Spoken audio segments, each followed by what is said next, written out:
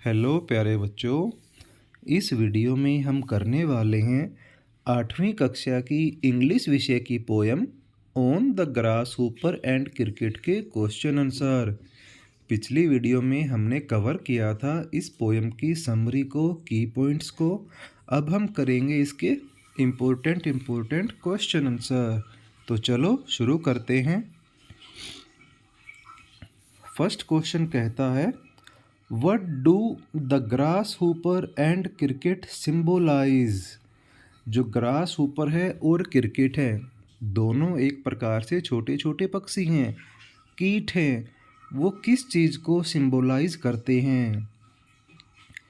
The grasshopper and cricket symbolize nature's way of keeping life on going even in adverse conditions.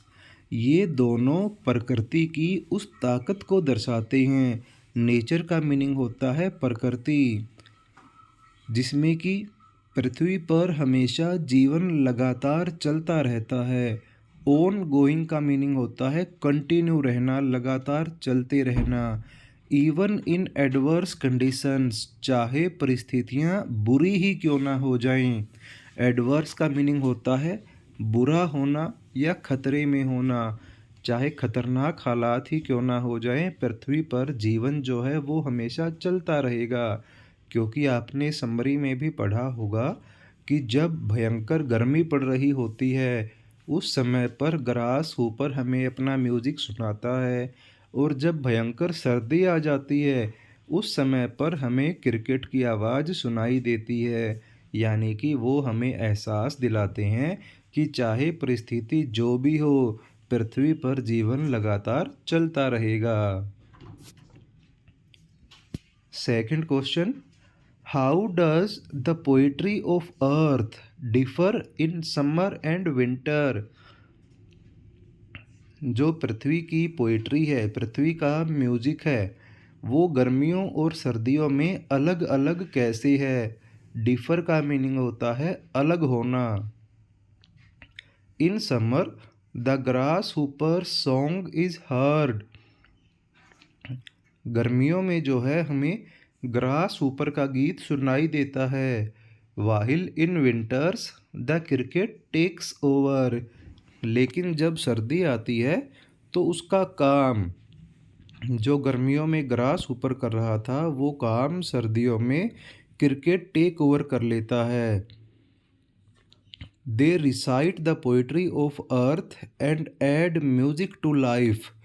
वो पृथ्वी की poetry को लगातार गाते रहते हैं और हमारे जीवन में म्यूज़िक भर देते हैं।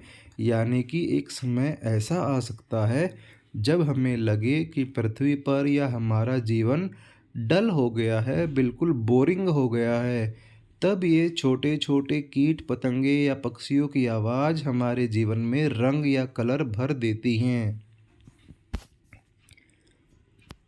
क्वेश्चन नंबर 3 कहता है, what are the qualities of the cricket song? कि क्रिकेट के गीत की क्या क्या क्वालिटीज़ हैं, क्या क्या विशेषताएं हैं? The cricket song gives warmth to the listener. Cricket का जो म्यूज़िक है, उसकी जो आवाज़ है, वो सुनने वालों को गर्माहट का एहसास कराती है। वार्मथ का मीनिंग होता है गर्माहट। It is heard from under the stone. क्योंकि ये भयंकर सर्दियों के समय हमें ऐसा लगता है कि कहीं पत्थरों के नीचे से आवाज़ आ रही है। It can be heard even when one is half asleep.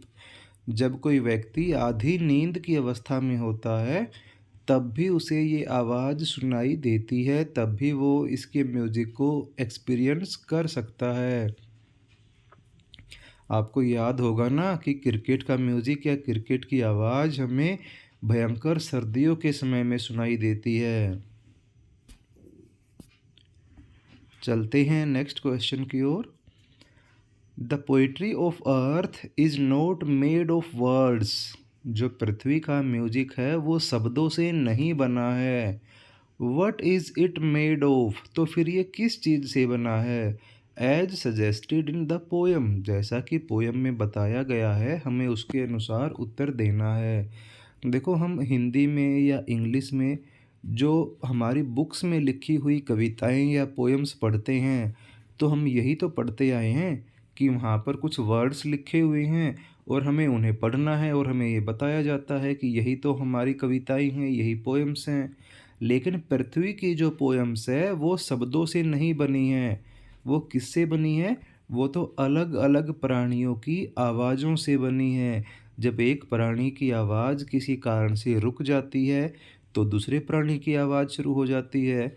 जब दूसरे प्राणी की आवाज़ भी रुक जाएगी तो तीसरे प्राणी की आवाज़ शुरू हो जाती है। चलो देखते हैं इसके आंसर को। According to the poem, the poetry of the earth is never ending. इस पोएम के अनुसार इस कविता का, इस पृथ्वी का म्यूजिक कभी ना ख़त्म होने वाला है। It is not made of words, ये शब्दों से नहीं बना है। It can be heard in every season, ये हमें हर मौसम में सुनाई देता है। हम सुन सकते हैं पृथ्वी के म्यूज़िक को, चाहे वो गर्मी हो, सर्दी हो, बारिश हो, कोई भी सीजन हो।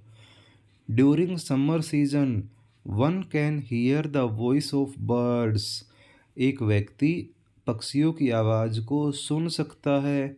And that of A grass ऊपर, और उसी समय वो ग्रास ऊपर की आवाज़ भी सुन सकता है। एज द विंटर अराइव्स, जैसे ही सर्दियाँ आती हैं। And every one is inside their homes, जब सब लोग या सब पक्षी भी अपने अपने घरों में या घोंसलों में छुप जाते हैं। One can hear the song of the cricket, तो उस समय हमें आवाज़ सुनाई देती है क्रिकेट की।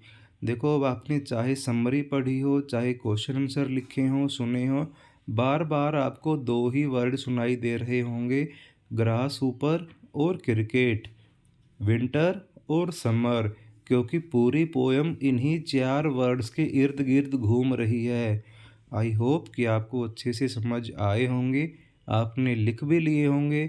अगर लिखे नहीं हैं तो आप वीडियो को रिवाइंड करो और अपनी नोटबुक पूरी कर लो। तो ये थी आज की पोएम और उसके क्वेश्चन आंसर। Thank you.